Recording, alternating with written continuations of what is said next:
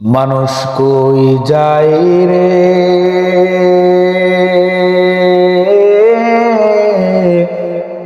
দুনিয়া চারিয়া।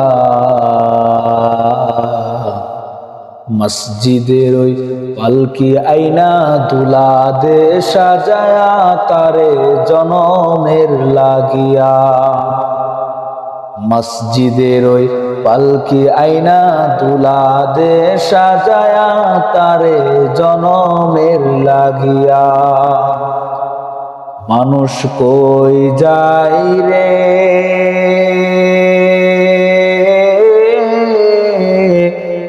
দুনিয়া চারিয়া। মসজিদের ওই পালকি আইনা দুলা দে সাজায়া, তারে জনমের লাগিয়া।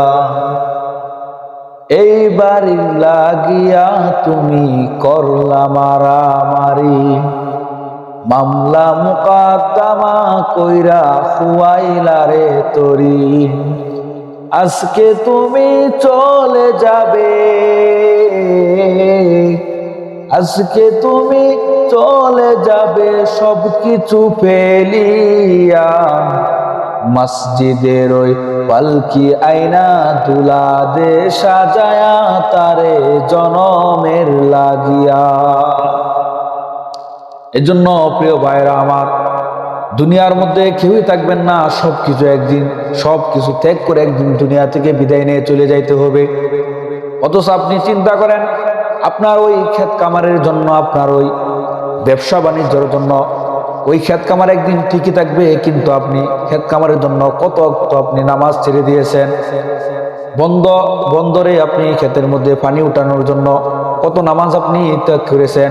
অথচ আপনি এই দিন যদি মারা যান, ফসল জমিন আপনার দুই কানির সম্পত্তি আপনার ফেঁকে আছে, আর এই মুহূর্তে আপনি মারা গেছেন, দেখবেন আপনি দাফন কাফন হবে, আবার ওই সম্পদ বন্ধের মধ্যে পড়া থাকবে না, পাত্রে থেকে ওই সম্পদ বাড়িতে নিয়ে আসবে।